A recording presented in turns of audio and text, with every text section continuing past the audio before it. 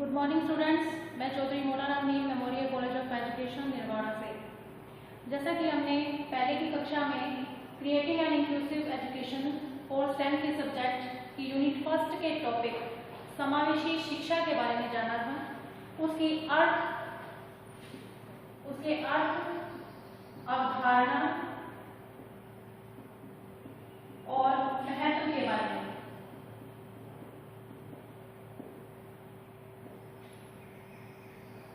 देखिए, हमने पहली कक्षा में अध्ययन किया था कि समावेशी शिक्षा है क्या। समावेशी का परिचय जाना था। उसमें हमने ये देखा था कि समावेशन जो है वो एक ऐसी प्रक्रिया है जो सामान्य विद्यालयों द्वारा जारी की जाती है।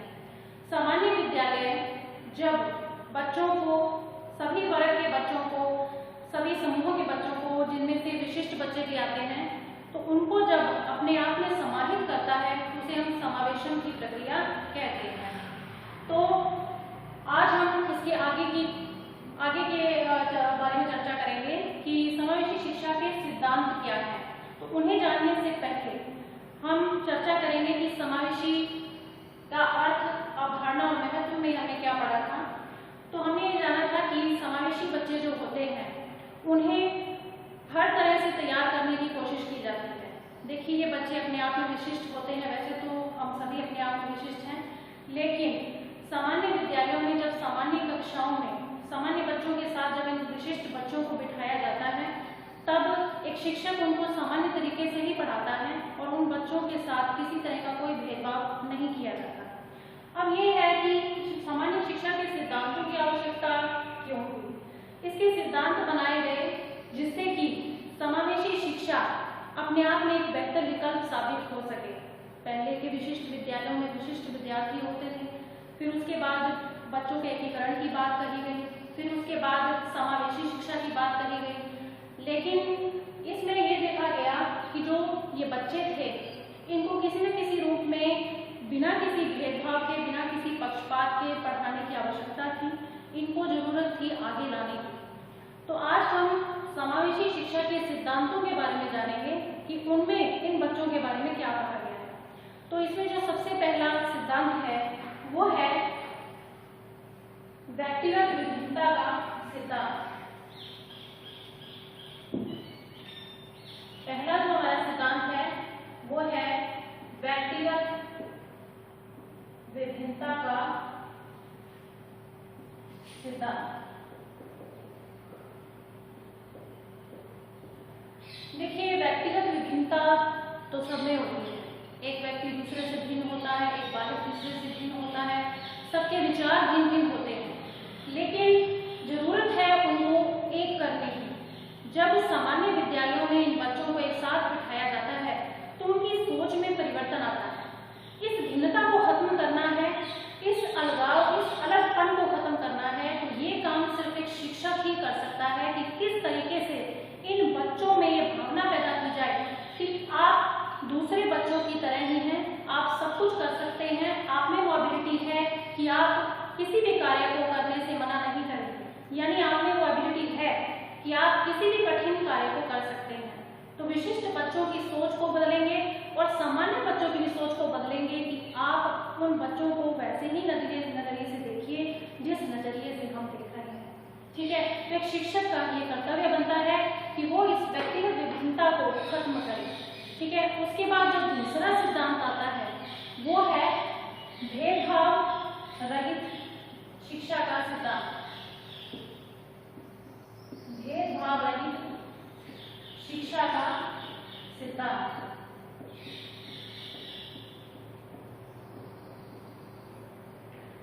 देखिए, भेदभाव रहित शिक्षा का सिद्धांत, इसमें ये बताया गया है कि जो बच्चे अपने आप में विशिष्ट हैं, वो शुरू से उनकी ये सोच बन जाती है कि शायद हमें जो शारीरिक अक्षमता है, जो असमर्थता है, उसकी वजह से हम आगे नहीं जा पाते और ना ही कभी जा पाएंगे। तो क्या ये सोच बदलने की आवश्यकता नहीं है?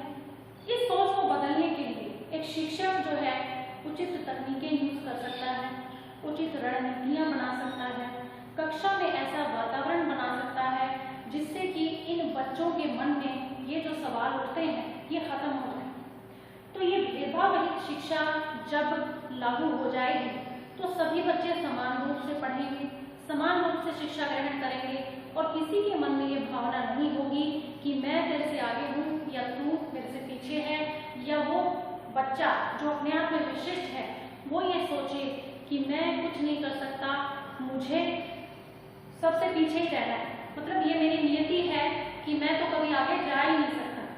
तो ये भेदभाव रहित जो शिक्षा का सिद्धांत है वो एक शिक्षक ही लागू कर सकता है। तो ये देखने की आवश्यकता है कि अगर एक शिक्षक चाहे तो बच्चों के भविष्य को बना सकता है और एक अगर शिक्षक चाहे तो बच्चों का भविष्य बिगाड़ भी सकता है। तो ये डिपेंड करता है कुशल शिक्षक पर।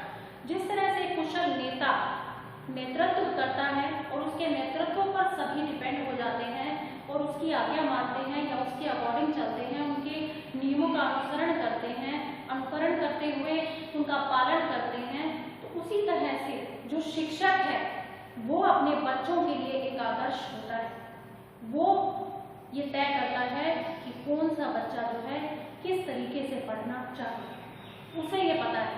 ठीक है, तो इसके बाद जो तीसरा पॉइंट है वो है अस्वीकार न करने का सिद्धांत।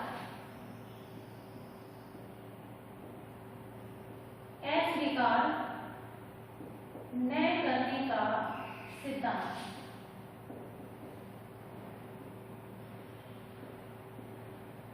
अब अस्वीकार न करने का सिद्धांत से क्या तात्पर्य है, यानी कि जब इन विशिष्ट बच्चों को, पहले तो क्या था कि विशिष्ट विद्यालय होते थे, उनमें इन विशिष्ट बच्चों को ही रखा जाता था, उनको ही एडमिशन दिया जाता था, लेकिन एक निश्चित जो है स्वीकृत अपेक्षित स्तर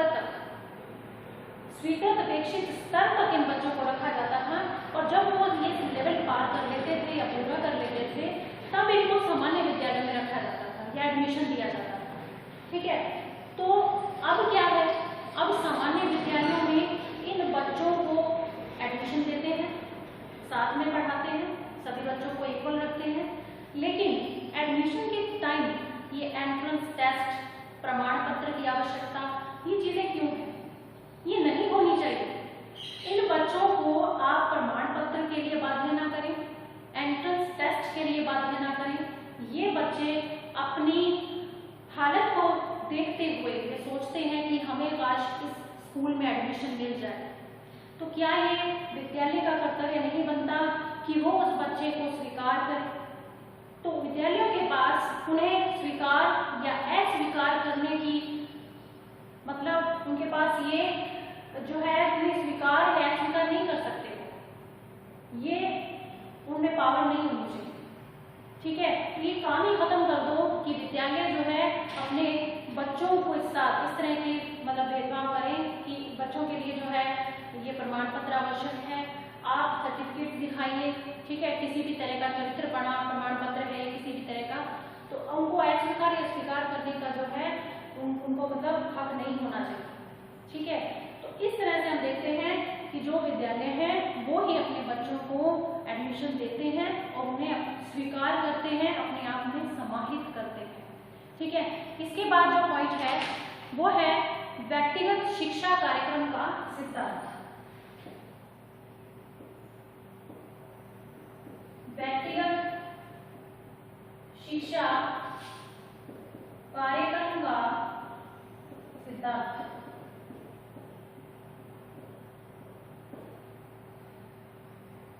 देखिए, व्यक्तिगत शिक्षा कार्यक्रम का सिद्धांत किस लिए है? ये उन बच्चों के लिए है, उन विशिष्ट बच्चों के लिए है जो ये आवश्यकता महसूस करते हैं कि हम दूसरे सामान्य बच्चों के साथ बैठकर अध्ययन नहीं कर सकते। उन्हें ये लगता है कि हमें अलग बैठाया जाए, हमें अलग से अध्ययन करवाया जाए, हमारे लिए अलग से टीचर होना चाहिए। तो अगर ये बच्चे ऐसा महसूस कर रहे हैं, अगर उन्हें इस चीज़ की आवश्यकता है, तब विद्यालयों को उनके लिए फैसिलिटीज उपलब्ध करवानी चाहिए। ठीक है, व्यक्तिगत शिक्षा कार्यक्रम इसी लिए है कि उन विशिष्ट बच्चों को आप बेहतर विकल्प दे सकें।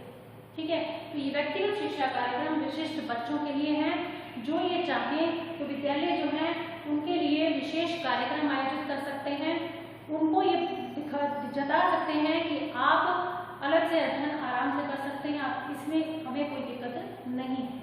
किसी भी तरह की कोई समस्या नहीं है। तो नियंत्रित परिवेश का सिद्धांत नेक्स्ट है,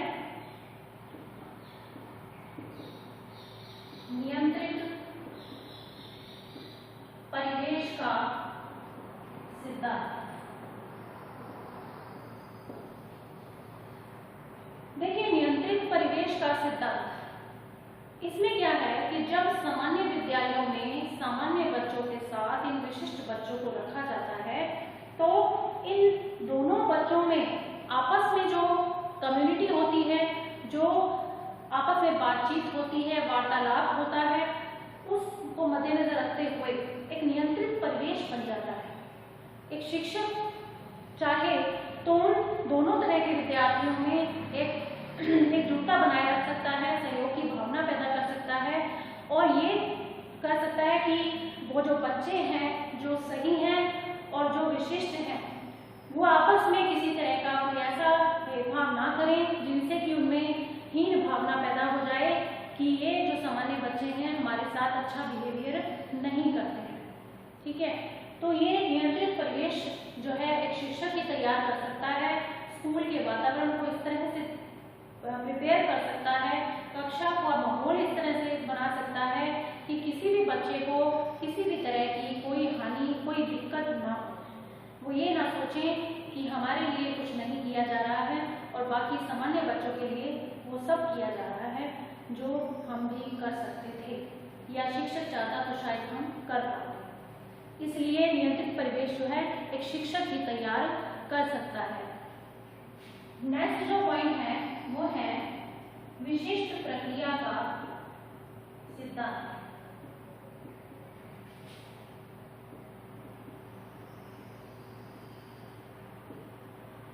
देखिए, अभी तक बात चल रही थी शिक्षक कि एक शिक्षक को ये करना चाहिए, एक शिक्षक को ये तकनीकें यूज करनी चाहिए, ये रणनीतियां यूज करनी चाहिए, ये विधियां यूज करनी चाहिए।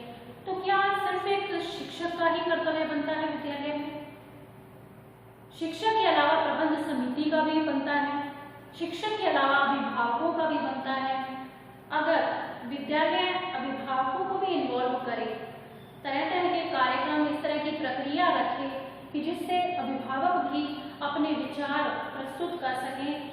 अगर अभिभावकों को ये लगता है कि उनके बच्चे इस स्कूल में जो है उनकी अच्छी तरह से पढ़ाई नहीं हो पा रही है या उनको वो फैसिलिटीज नहीं मिल रही हैं जिनकी उन्हें आवश्यकता है, तो तब अभिभावक उसके बारे में जागरूक है तो वो ये चाहे तो कर सकते हैं कि उस स्कूल से उनको हटा के दूसरे किसी स्कूल में लगा सकते हैं जहाँ पर उन्हें वो सारी फैसिलिटीज मिले जो वे जिनके वो योग्य हैं और जिन्हें वे चाहते हैं।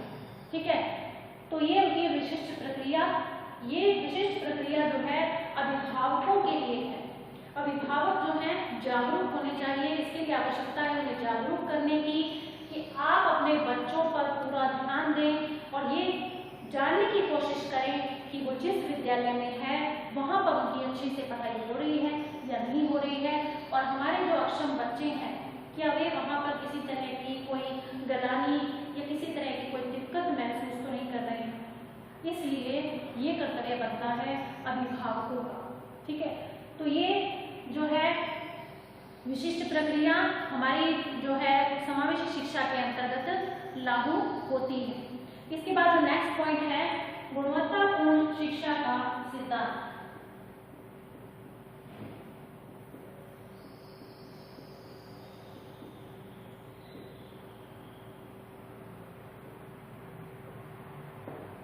देखिए, गुणवत्तापूर्ण शिक्षा से क्या मतलब है? गुणवत्तापूर्ण शिक्षा में हम वो सारी सुविधाएं लेकर आते हैं जैसे कि पाठ्यक्रम सहगामी क्रियाएं, जिसके बारे में आप जानते होंगे, जिसमें हम तरह तरह के प्रोग्राम करवाते हैं, तरह तरह की प्रतियोगिताएं करवाते हैं, तरह तरह के खेल करवाते हैं। तो ये चीजें जो हैं ये गुणवत्तापूर्ण शिक्षा का ही अंग है। तो खेल का मैदान हो गया, ठीक है, प्रतियोगिता स्थान हो गया, पाठ्यक्रम सहगामी क्रियाएं हो गई। तो ये सारी चीजें जब शिक्षा में उपयोग में लाई जाती है तो वहां पर गुणवत्तापूर्ण शिक्षा का सिद्धांत लागू होता है। तो ये हर विद्यालय के लिए जरूरी है।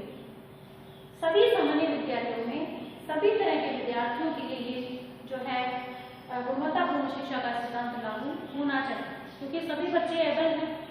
अब कोई बच्चा जो है विकलांग है, वो चल फिर नहीं सकता, लेकिन वो अन्य गेम तो खेल ही सकता है ना, इंडोर गेम कक्षा के अंदर, जैसे कि गेम खेल सकता है, कैरम खेल सकता है, ठीक है। तो इस तरह के गेम तो वो कर ही सकते हैं, उसमें आप कोई कंपटीशन रख दीजिए। आउटडोर गेम उनके लिए रखिए जो ये भाग दौड़ कर सकते हैं। तो इस तरह की गुणवत्तापूर्ण शिक्षा के बाद आज जो नई शिक्षा नीति लागू हुई है उसमें भी कही एक बहुसांस्कृतिक कार्यक्रम के साथ एक उदार शिक्षा की बात कही गई है आज की नई शिक्षा नीति में जो अब लागू हुई है हाल ही में। तो इस तरह से सभी गुणों का जब विकास किया जाता है तो गुणवत्तापूर्ण शिक्षा लागू होती है। इसके बाद जो नेक्स्ट पॉइंट है, इसके बाद जो 8वां पॉइंट है वो है अभिभावकों के सहयोग का सिद्धांत।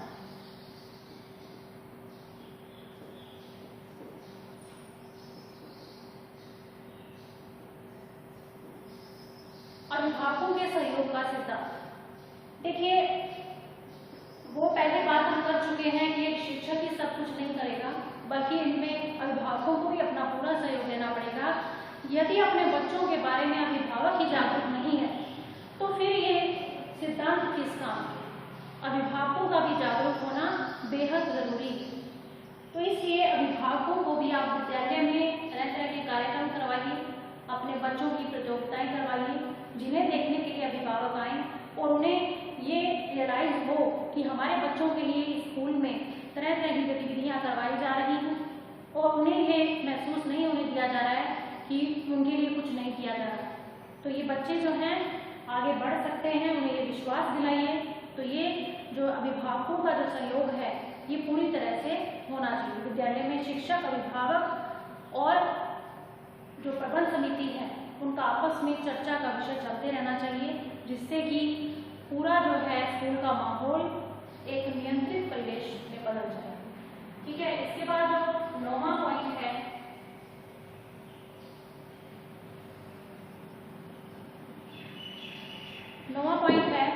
सर्वांगीण विकास का सिद्धांत।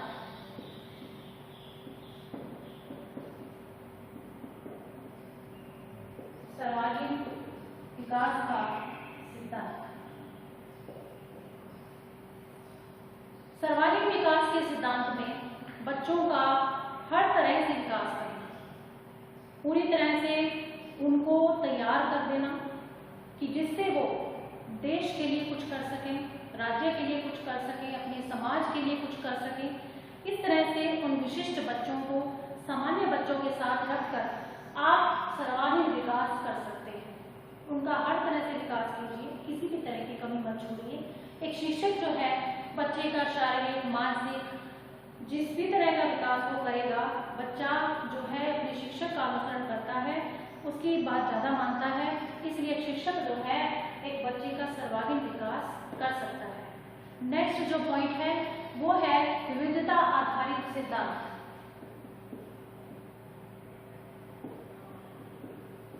विविधता आधारित सिद्धांत। देखिए कक्षा में सभी तरह के बच्चे बैठे होते हैं, सभी तरह के बच्चे होते हैं। कोई धीरे मतलब कोई धीमी गति से सीखता है, कोई तीव्र गति से सीखता है, ठीक है। तो सभी बच्चों को साथ में लेकर चलना है, विविधता में एकता लानी है। जिस तरह से हमारे भारत में विविधता एकता वाला देश है, तो विविधता में एकता लाना, ये दिखाना है कि सभी बच्चे अलग हैं लेकिन फिर भी एक है, ठीक है। तो उनको ये रियलाइज करवाना है कि सभी बच्चे समान हैं, किसी के साथ किसी तरह का भी भेदभाव नहीं करना है और सबको ये लगना चाहिए कि जिस तरह से सामान्य बच्चे शिक्षा ले रहे हैं उसी तरह से विशिष्ट बच्चे भी शिक्षा ले रहे हैं सामान्य रूप से, ठीक है। उसके बाद विविध देशों के सहयोग का सिद्धांत।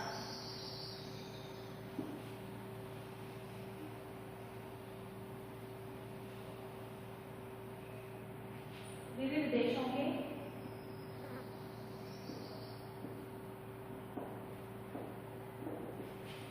सहयोग का सिद्धांत।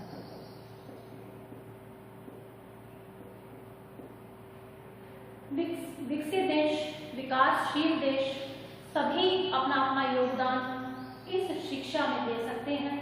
समावेशी शिक्षा के लिए सरकार भी बहुत कुछ कर रही है। समावेशी शिक्षा के जो प्रावधान है वो नई शिक्षा नीति में भी लागू किए गए हैं।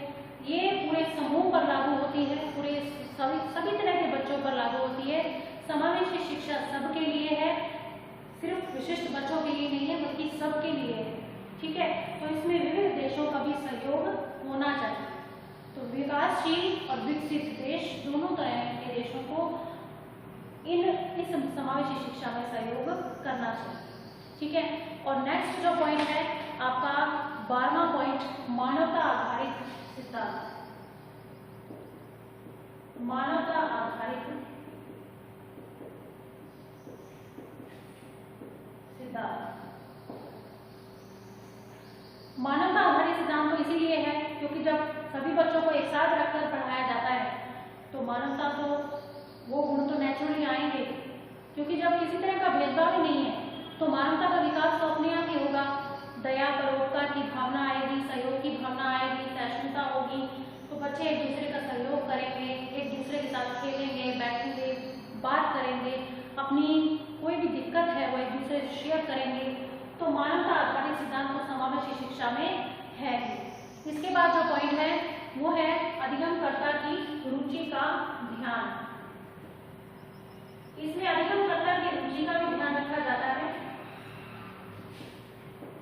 यानी जो सीखने वाला है वो किस तरह से पढ़ना चाहता है, जो बच्चे हैं वो किस तरह से पढ़ना चाहते हैं, इस चीज का ध्यान भी शिक्षक को रखना चाहिए। सबकी रुचियों की, यानी जो शिक्षा है वो बाल केंद्रित है। बाल केंद्रित शिक्षा में आप बच्चों के अकॉर्डिंग ही चलेंगे, बच्चों के अकॉर्डिंग ही शिक्षा होगी, तो इसलिए जो सिद्धांत भी होंगे वो भी बच्चों के अकॉर्डिंग ही होंगे। इसके बाद जो पॉइंट है छात्रों की आवश्यकताओं का ज्ञान। छात्रों की आवश्यकताओं का ज्ञान। इसमें छात्रों की आवश्यकताओं का भी प्रॉपर ध्यान रखा जाएगा। जो कि विशिष्ट बच्चे हैं उन्हें किस चीज की आवश्यकता है, इस चीज का ध्यान भी शिक्षक रखेंगे, हर चीज उनको उपलब्ध करवाएंगे। नेक्स्ट है पूर्वाग्रहों से मुक्ति का सिद्धांत। पूर्वाग्रहों से मुक्ति का सिद्धांत। पूर्वाग्रह क्या होते हैं? जैसे पहले से हम सोच रहे हैं जो बच्चे हैं उनके विशिष्ट बच्चे हैं, विकलांग हैं, अक्षम हैं, उनके बारे में पूर्वाग्रह बना हुआ है कि ये बच्चे कुछ नहीं कर सकते, ये किसी योग्य नहीं है, किसी काम के नहीं है, ये तो सिर्फ बैठने के योग्य है, इनको बैठ के ही खाना है, बैठ के पीना है, मतलब कुछ नहीं करने के लिए, ये पूर्वाग्रह बने हुए हैं। तो इसी सोच को बदलने के लिए सामान्य विद्यालय में इन बच्चों को रखा जाता है और उनसे संबंधित अनुसंधान किए जाते हैं और ये साबित किया जाता है कि ये बच्चे भी आगे जा सकते हैं, ये बच्चे भी कुछ करके दिखा सकते हैं। जरूरत है तो एक कुशल शिक्षक की, जरूरत है तो एक कुशल प्रबंधन समिति की, जो ये तय करे कि इन विशिष्ट बच्चों को सामान्य बच्चों के साथ रखकर आप किस तरह से इनका सर्वांगीण विकास कर सकते हैं और देश के लिए इनको किस तरह से उपयोग में ला सकते हैं। ठीक है, तो पूर्वाग्रह से मुक्ति का सिद्धांत। तो लास्ट पॉइंट है हमारा है विकास की संभावनाओं का सिद्धांत। देखिए विकास की संभावनाओं का सिद्धांत, इसमें हर तरह के विकास की संभावना है इन बच्चों से जुड़ी हुई। ये बच्चे जो हैं तरह तरह के विकास कर सकते हैं। तो ये शिक्षा, समावेशी शिक्षा हर उस विकास में उनकी सहायता करती है जिस विकास की उन्हें आवश्यकता है आगे बढ़ने में, और उनको पढ़ने में किसी भी तरह की प्रॉब्लम नहीं आती है। तो ये विकास की संभावनाओं का सिद्धांत भी है। तो आज हमने पढ़ा कि समावेशी शिक्षा के सिद्धांत कौन कौन से हैं जिनके अकॉर्डिंग इन विशिष्ट बच्चों की शिक्षा तय होती है। सामान्य विद्यालयों में समावेशी शिक्षा जो है किस तरह से लागू की जाती है, उसके क्या सिद्धांत है। तो नेक्स्ट जो इसका टॉपिक है वो हम नेक्स्ट क्लास में उसकी चर्चा करेंगे। फिलहाल stay home, stay safe. Thank you.